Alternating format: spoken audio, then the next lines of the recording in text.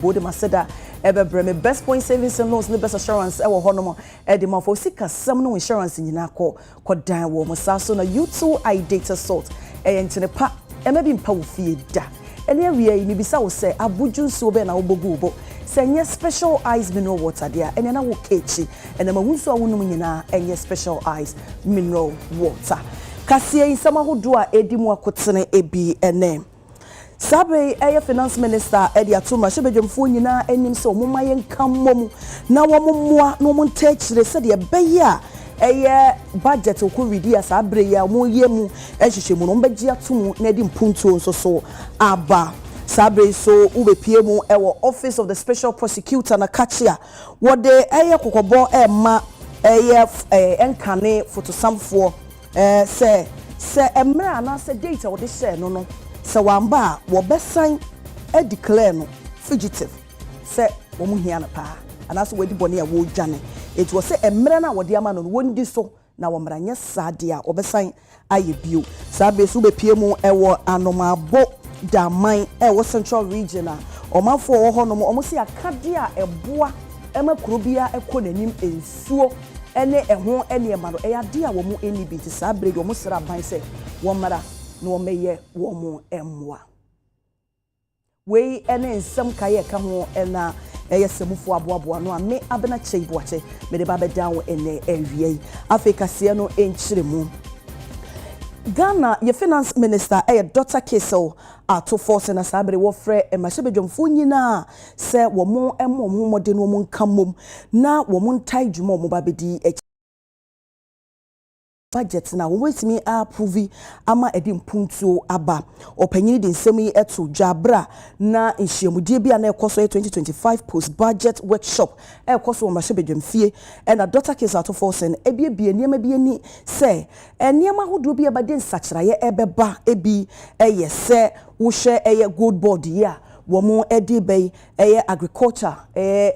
kuyayo ehon nsem a eno ba beboa ma yesika sem no timi afa na to ma preference wo sere se mo se bedwomfo nyina ahohare so mo mienka mum no mo approve budget se de be yampuntu djuma ebetimi akoso ewo manimo. Mr. Speaker, we have outlined a number of revenue and expenditure measures in the 2025 budget to support the achievement of our fiscal objectives and targets, and would like to call on this esteemed House, particularly my colleagues, the members of Parliament, to support these measures and the passage of the various legislations that will operationalize the measures as soon as possible. Some initiatives that we have proposed for implementation in this budget are as follows. We are proposing to roll out the 24-hour economic policy to support inclusive growth and job creation. We also propose to roll out the 10 billion big push policy beginning this year. Mr. Speaker, we are proposing the establishment of Ghana Gold Board to support the foreign exchange inflows and gold reserve accumulation to benefit our dear country. Speaker, aside, we are proposing the implementation of the Agriculture for Economic Transformation agenda. We want to use government procurement to drive made in Ghana goods, and particularly to drive local participation in our economy. We have also enhanced social protections through the introduction of various social intervention programs to complement existing programs to alleviate the current economic hardships and also to protect the vulnerable.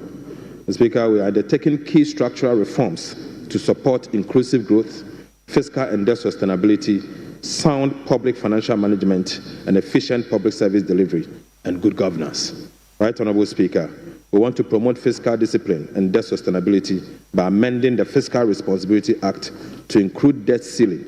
and the establishment of an independent fiscal council to monitor and adhere to the ceilings. Mr. Speaker, we intend to rationalize VAT and COVID levy later this year after stakeholders consultation and to receive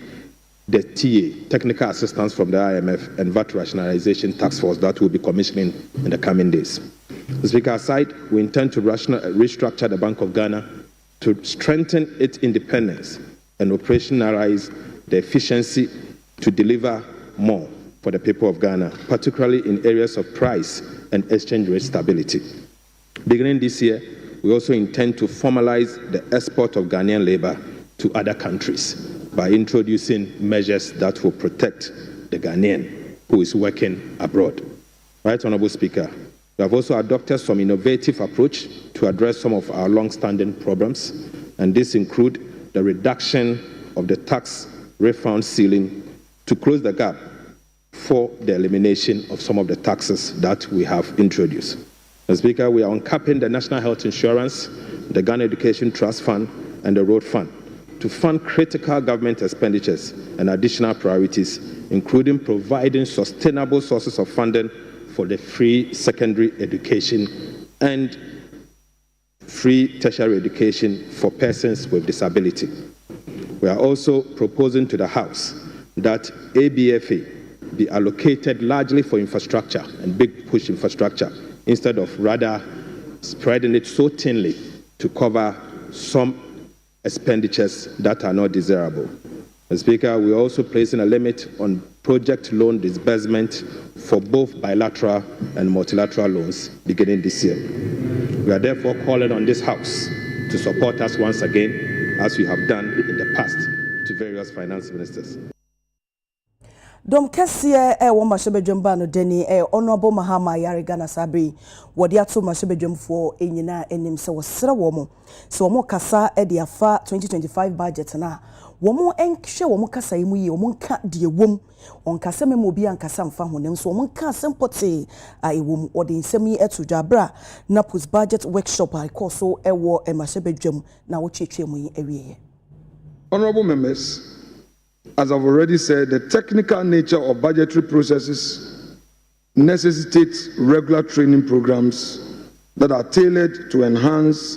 and increase our analytical skills, improve our ability to detect inefficiencies, and strengthen our oversight functions. So, for instance, the Minister of Finance tells us there's 1.5 billion for agriculture. If you look at the expenditure column, you realize that some 900 million plus has been allocated. So if you pay attention, these are some of the things you discover, and then you make a meaningful impact in your debate by drawing the attention of the finance minister that you can't say 1.5 billion and allocate 924 million, and even that a chunk of it is compensation. So your own agri policy, what are you doing? And then you'll be able to talk about school feeding has in excess of 2 billion, and other critical areas have lesser amount. So if you're a member of that committee, you will now make a case,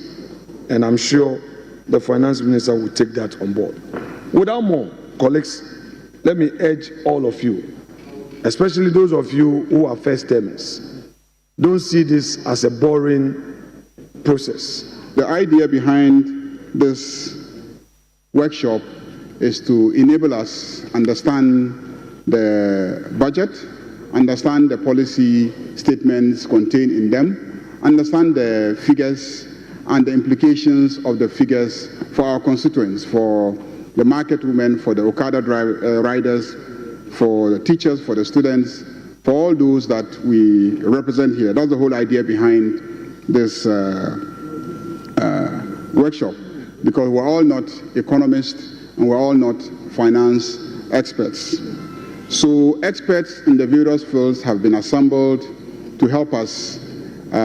understand the policy documents and also to understand the figures behind these policy documents. When all is done, we expect the majority to relate these figures to the promises and the commitments that we made to Ghanaians, based on which we're given this overwhelming majority that we have. The agenda to reset Ghana and how this policy document and the figures proposed will help advance that agenda to transform the country. For the minority, Osono and Ketekete, we expect you to also be very critical of the document and to see how the lapses, the weaknesses, and to expose them so that as a country we can be well guided when we consider the approval of the document. Sabre, a parliamentary committee on chieftaincy, culture and religious affairs, and now womo ekase sabomo de boshe a mu dupa de akọ de nananom atsankunya ene yen papanom anase kisofo anasa sofo enom se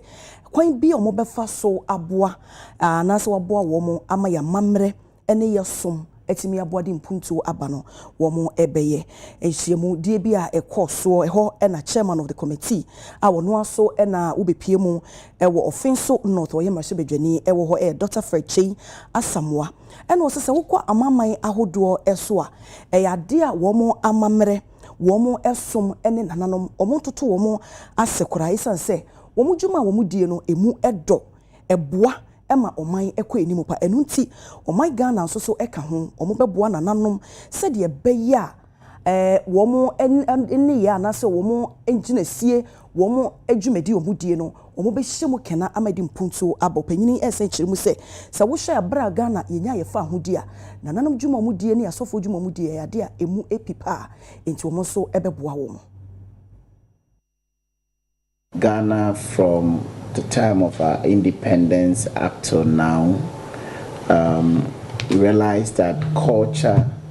chieftaincy and religious issues are very critical to our development. Most advanced countries have been able to do it because they paid particular attention to their culture, to their traditional leaders and to religious issues. And there are many countries that we can mention. Typical is within the Asian region. And we are happy that the Parliament of Ghana, in its own wisdom and with the new standing orders that has been agreed on, has created this specialized committee to make sure that we pay particular attention to chieftaincy issue. We know it's very sensitive, it's silent, but it has a huge role to play in our national development. We are saying that we are here not only to support the work, the oversight functions of Parliament, but also to contribute meaningfully and significantly to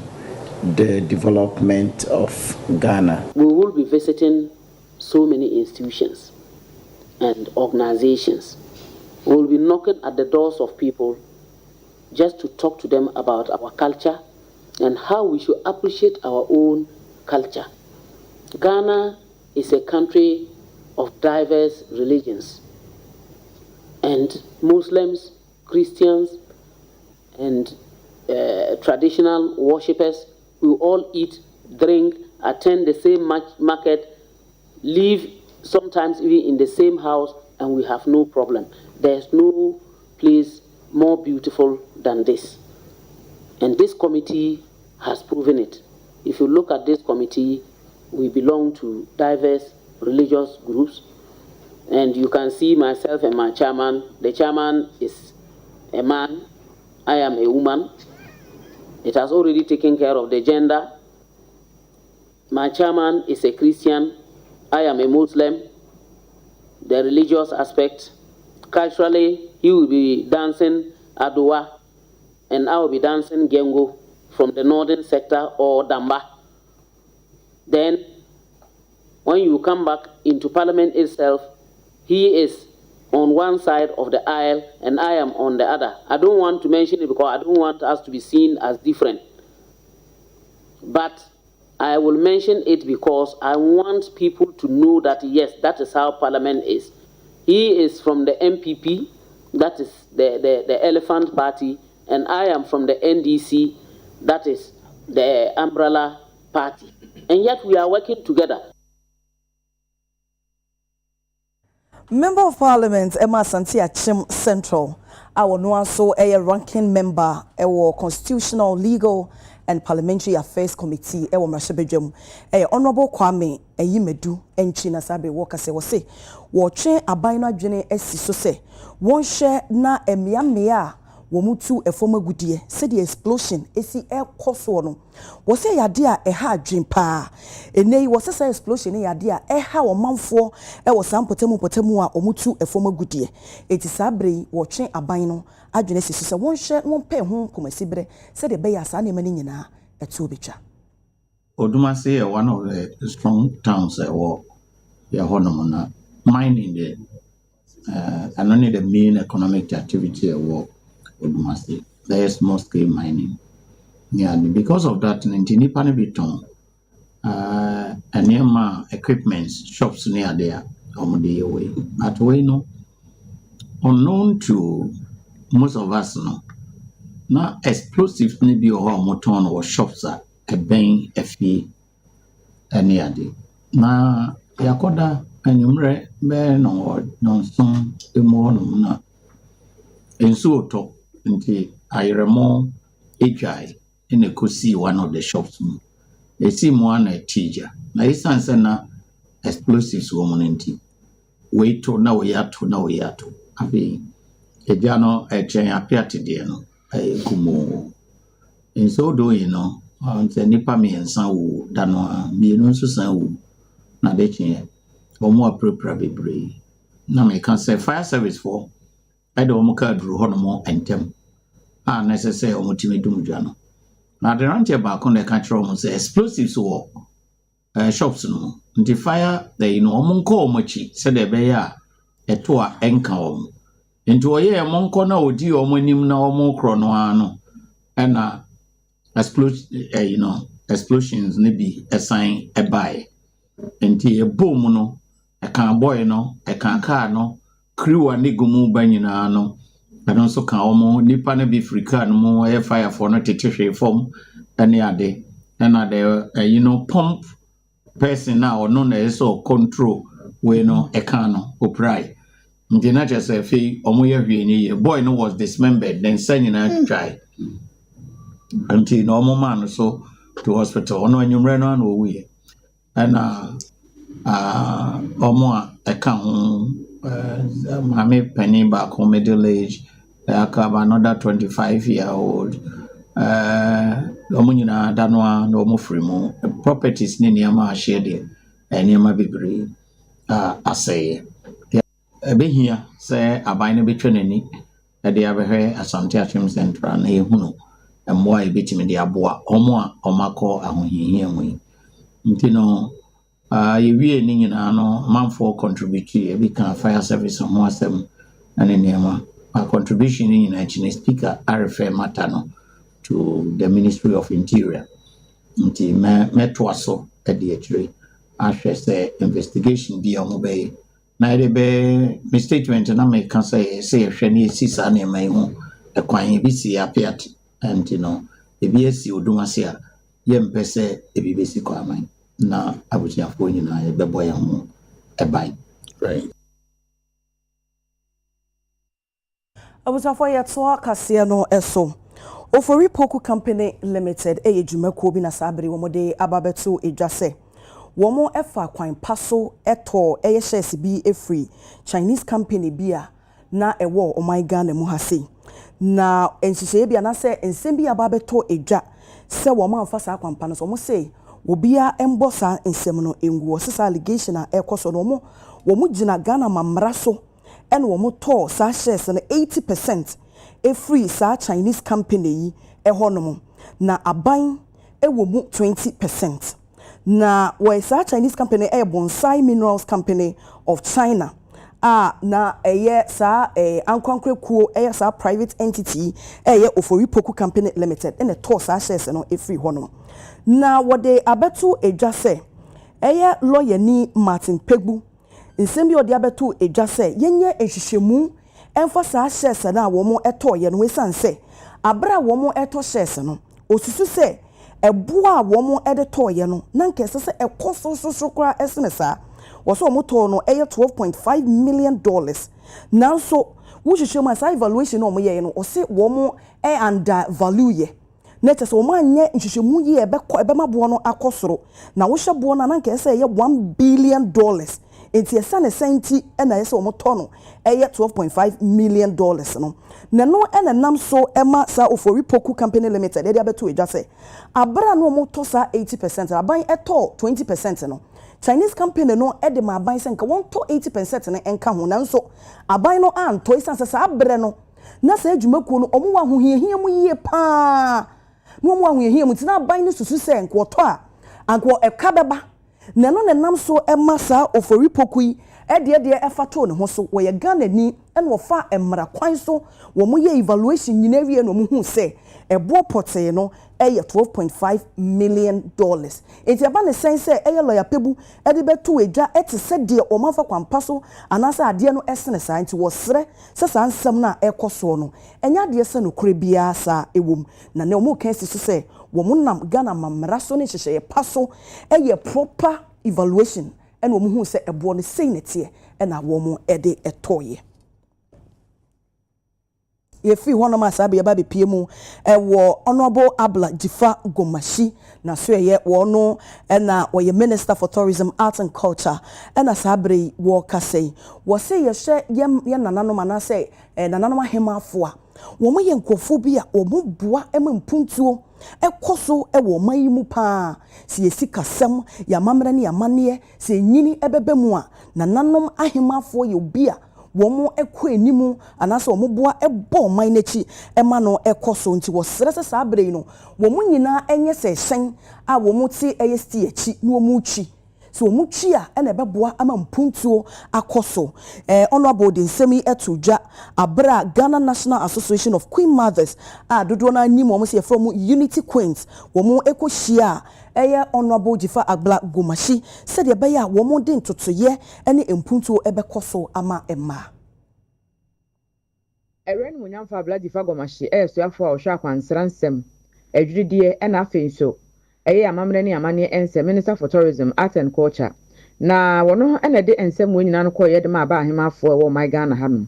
wɔse wɔn ɛnkɔ so mbɔ wɔn ho so ɛsan sɛ mfinhyia dodoɔ nie deɛ wɔn edi mu akɔtena di mu ntintiman biara so wɔn hwɛ so wɔn bɛyɛ no wɔn yɛ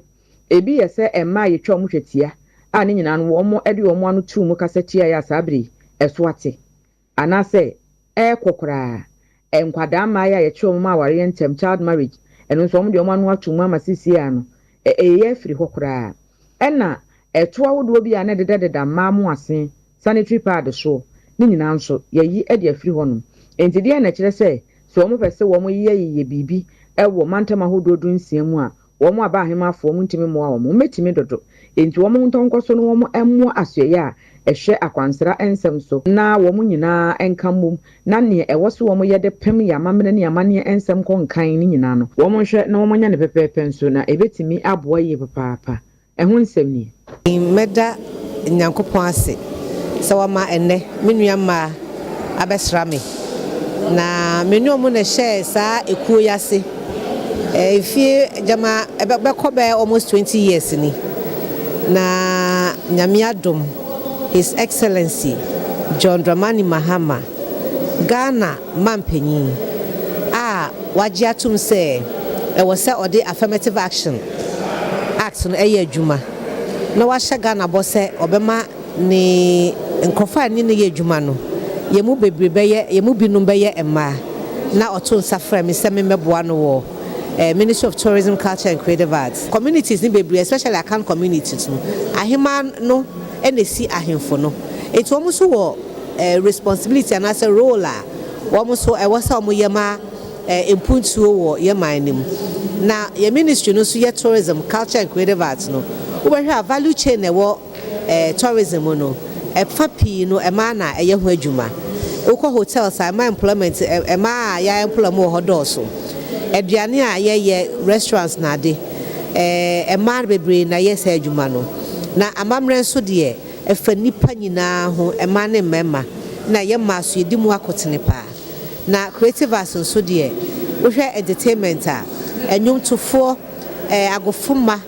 ɔnwɔ ɛsa bebree ɛyɛ ma enti wɔn nyinaa niahema no ɛbɛyɛ aboa yɛ ne sɛ nia yede beto dwa bia se ye as a ministry ana as oman no wo mo betimi ama atene more baby radio ni kura no ana TV ni no ohima bi hye ho nti oti asama ode be kọ nanima maye Sabre yasa aka eye Owura Samuel Nana Apia Owusu woye security and intelligence analyst ewa homano so Owura Apia Owusu wotemenka mema wa ha eba UTV Premoka so That's UTV atifo nyina yo omunyina jos yenhye enche bia na omampanyini His Excellency John Dramani Mahama wobo IGP foforo kra edin na chese IGP dada no wode n'adwuma abawieye se ebabambo ensemu a wado asuko wo mu no wo hya eye ne kwan so se ye hye ya bakwasemu a aban foforo eba no IGP ho nsema wo se na wa free honom na foforo aba anase se vi nsa aban no kwampo wo so na se bi IGP no se nimfie ekọ enimu na ese wo retirement ani apɛ foforo de abɛhye na anase bi na ya extending the date ama no eye ne kwan so ana se de omampanyini ebo IGP foforo din na wo yi eye dada no efiri honom no sa na esese eba no the mechanism the mamra constitution no ema omampani eho kwan omampani bia wote so ana foforo a waba constitution no say owakwanya se obesesa osoja pani obesesa policy pani with the consultation with or in consultation with National Council of State. In this only Council of State for no two mampani for no adwendwene ho na wonom pene so say on sesa policy pani IGP bia wote so a emra ema ho kwan ema omampani edi sa adwuma no enti dia omampani Mahama ayi enye wanwa enye adefoforo in fact ade a na yenim se obeye enti woyeyi na trese sani amraman ho kwan no ne kwan so a no mfomso bia enihu na sa na tie efibra ye constitution yi edigitu mu 392 ebe nyina no yahunu se yeto aba na omampani bia ba onya bedi akonya no pe achakura hwie bebosome na wasesa soja ni pani no wasesa policy pani mpanimfo ehwe ban bonsem so de na wayensa kiraye isanse ono nso ne na ban ene ne party aba no omo adwuni bi se sese omutumi ni wo no mo a ombeji wo mo adi ne ombeka sum nsem ebekọ nakra na ena ombetimi aya adwuma nti emramuo ne hyehyɛ mu amamuo kwan so kamima menka bi hyehyɛ mu die mfomso bia eni ne omampani Mahama aye no ho kra tie kase ya neche se Ghana ye mamra no ema kwan so omampani betimi asesa IGP no sa ban no edane a na yenhwe wo kasa no so no kai wo se de ohia obi a one no egrubo mo betimi aka asunsem no wagye nedi enti neche se ampanyifo no se anase president bi eba na wosesa IGP na no chese onji de oho dada no eni nti no de foforo eba na nya se onji no eni per se na minchi mu kata onse ye oman mu ya manyo samu hyehyeye no ye frɛ no kabima minka bi partisan politics amanyokuo no na ba ebitumi enti amanyokuo no nso ɛwɔ nkrɔfo a wɔnom nso ne wɔn edidwuma omo hyehyeye mu omo meeting ahodo mu omo ni so adi hunu ene omo da yeso nyina no eno na omo translate gu krata so friend manifesto ni omo vision na omo di beye adwuma nti amanyokuo no tena se no mu hunu se yenya tumi si ebebu oman no nia yenye finsi ebetima ye ene ebeye ne ama oman ni ban bon hyehyeye wie peya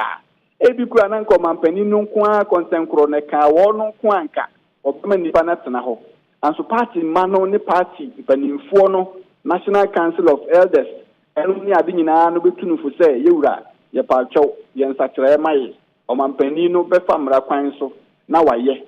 enti no enna sene tie nso no aban bon hye ye mu no Ye obi bia ye ta ka say trust and loyalty eye kese pa enye se wonye nu ni obagina di nanso ofiri baabi e no aba beto no menyi ni kra say obi kotu utu firi fie bi kotena fie bi mu na obi ti hɔ a na wo se dan nimu no no wo si o asoma si amabeto no wo ye me ko tenant die me fin se wo ye ni papa me gini di enti asomusem bia metimi ne naka eye highly risk enti emfa ho ne se nia e bia police pani ne soja pani ote so ne wo ye ayonko fatie ene nema bebre no amanyo sem ne ban bon hye ye mu no de se ya ban bi atwa mu na appoint no no ye wa dwempo bi se saa ban no ano ote so o man sa tumi no kire se one no etimi edidi bom one no etumi ko nakra na omutimi ka sumusem a emu ye turu na akoye se banu nkoma age se baako edi beko wuo ohunu nti saa niama no nyina no ma tumi no amampani wo no odwene ho yie se asoma isi na mede hye ne nsa ye ban bomu no me hunu se sabio mada me nan enye den engu abontene emu ye duru papa eno nyina no omde kwa adwendwene mu ansana omatu anamon bi omatu nti basically enye possible say ye behunu kura say obeka say one ne betena ho de na ye adwuma mfie nan a ono abai say onyanko ahomegye mu police pani no ana soja pani no ne mfie nyanso so obekọ ahomegye mu o se wo pene so ama ne no aye adwuma enye likely okay say ye share eye bambo adwuma imu a ye fa aposifo isansa aposifo de ene edapono so sesei say ye say wo mo de omo ye neutral say de potokasem ye ka no enya de say omo de omo hwehwe amanyo semu ne ade ye share video ya etwegu e wo UTV so abra ye bo ye papa anasa now IGP COP Christian Teta Yohonu ade a wonhwe na aposifo yi wo mu jubilate no mu hwiri boso obi se wo mu twi soloku ananya asem ketwa no mo nso ne yese wo mu gina brane omofo mo hyehyɛ niema mu eba ne bambom semu a nana wo beka se eye ne papa mu we say o chine bi no nso no ebetimi akọ fa ohaw bi aba ewo ye bambo ensem eso ana enokra ni nyankopon ne me hunu sa emfonini ya etwagu yi ene beebi kura ne ye tu sika egu opani no so ene ade no me enko amadwene mu de bruni beka say in my candid opinion I felt to say it wasn't the right thing to do na makane beebi say ma euphoria no lead no ema posifo no ase momomo etwen no ekire say ono ena ye papa ena yenya no dabi ya eso ye ne se bio ya sesa obi ne aba ena nyame na dum a omma discipline no enye ma ensese yehunu se opani a wokọ no sabi no ye sasabonsam ena sabio ono a abai oye soro abofo enti posifo nyina no omani beje eye human institution enipa ne womu ono abai eye dania obetia obi nan so eye dania so a ebi mu ani beje saa na yewura dan pare time na tie ebi mu womu a emfa ho ne omododo se na omu sa se na omodo so omani jiye ena ebi mu nso womu a na omo nso bibia nko yie enti na omo nso omowura ho ana eha wo no largely saa nkrofo ya ehu omo anijie ne momomwe omo twi nyina no ye nkrofo a me metumi aka se yewura dan pare penso no na ase omo wo haw ewo bibia omo course omo fin se kuti a wo no ebi mu omo promotion ebi no mu nso adwuma mu sabio interdictions so twen bi ne discipline bi o ebi mu fa mu no mo fin se ano ye sedodo ebi mu fin se yewura no ni omo ani ni yie enti oni hodi a ene na sabio ye de prior pranachi so hono but futu a mede be ma ye papa now IGP Teta Yohonu ni se mpanimfo se abaye de bo ba ne no ne de bo ba da bi enti ebra wa bai onhwe na na montuo yie na omma posi adwuma no se na yenimu no ense se ye too loud but enye very effective na discipline no nya adwuma discipline no ni posi adwuma mu a ewie peye yehunu se ne hojo mesre no nso omma nkabomu enya de ehu behia no papa na won pene so na chain of command nso nya adwuma from national level to regional level,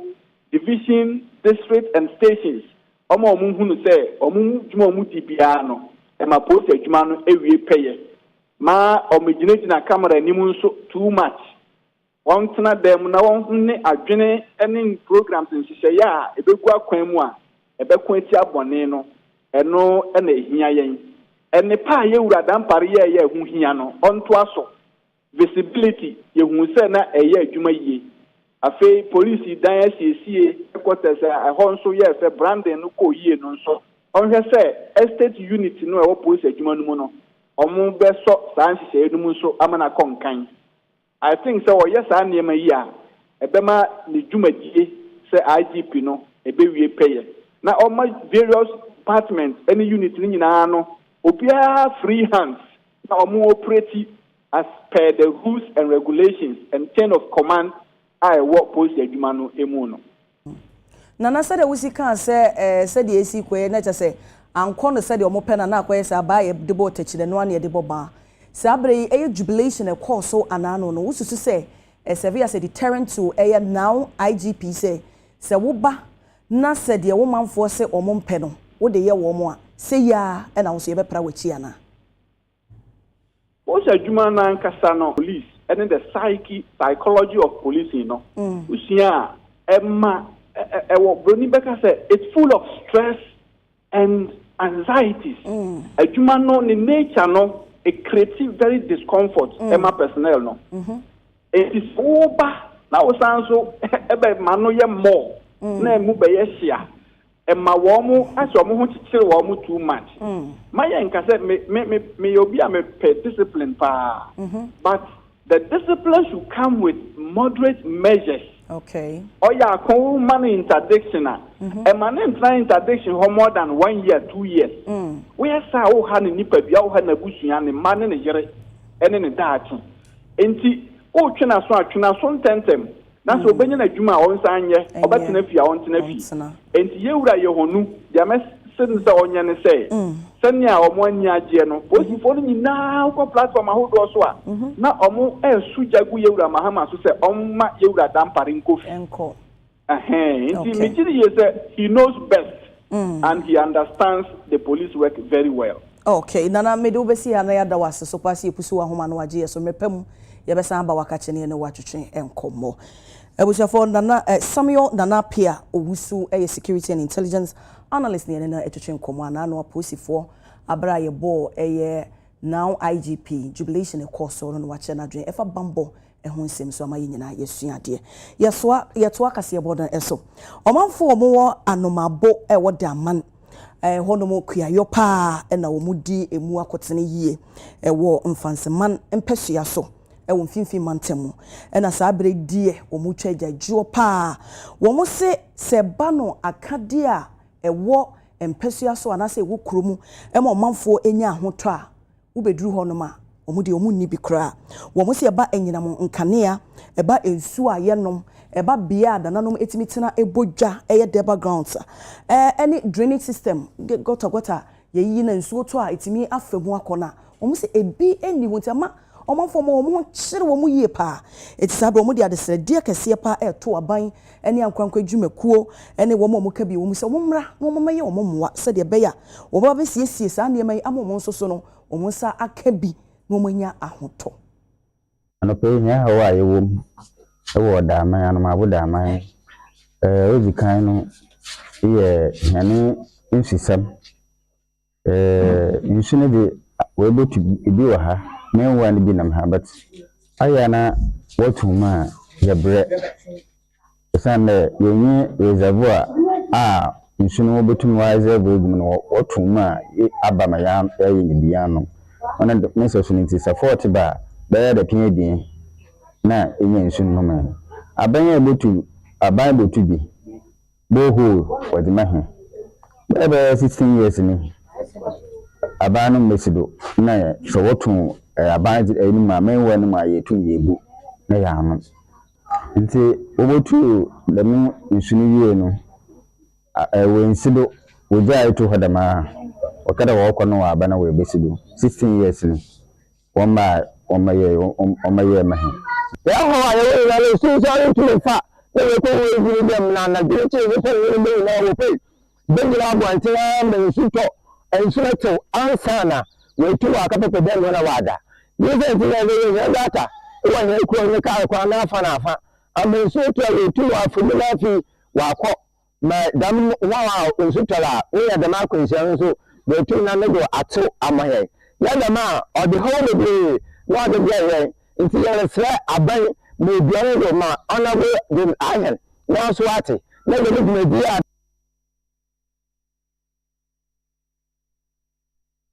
ya to akase no so asabe o man hena wo ahwiem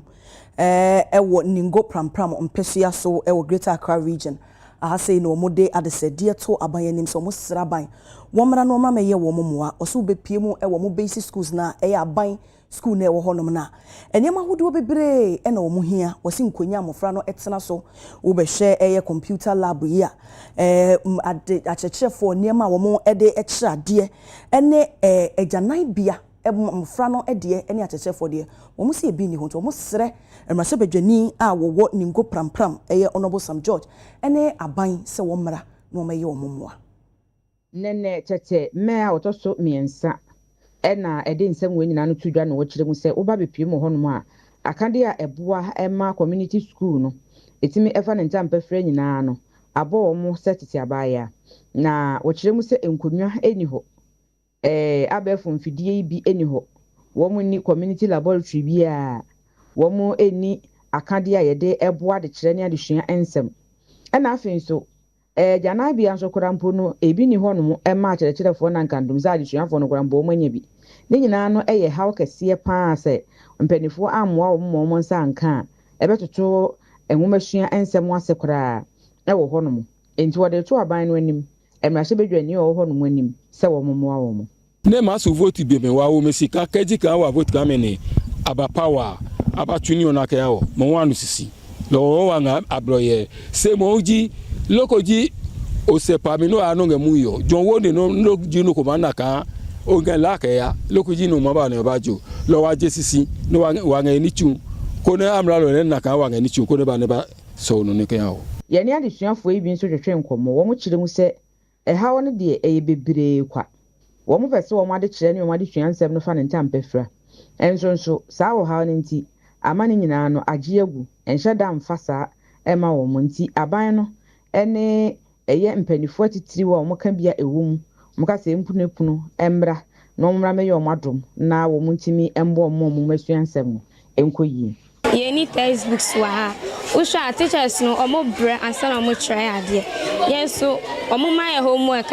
omega say ngo share books na yeni bia de be sua ade nti fact ye wa ha no ena yeni isuo so wa ha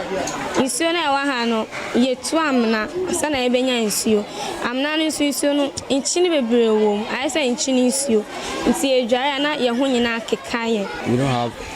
toilet to shit in, and then sometimes the children go out and then shit around the schools, and also we are facing challenges that is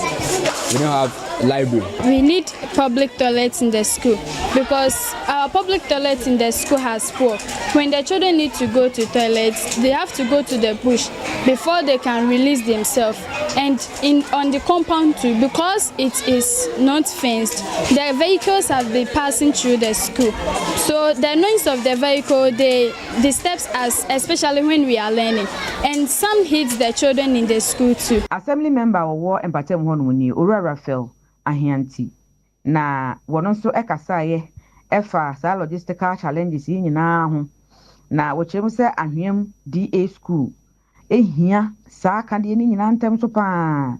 nti sector minister ena afei so aban no emmoa wo mu na wo mu masuansem no enkoyi enkom no nankasa no public toilet sadan doso wo ho no ema ekom no ekomfo no ma gi toilet na free akwala no mu nsa nti toilet na wo ho no enye enough for them to use na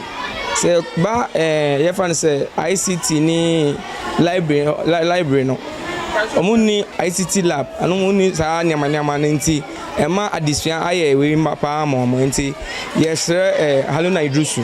which is the current Minister of Education, say offer ne mmra ase na ɔbɛhwɛ yɛ problems na ma sɛ ebi awɛtumi ayɛ ho bibi ma ya. Area de semaye hume kasia no so ye ba menua bema ani mado e de agodie mu nsɛm so e ba beto aso ko ba bia be ba sisia.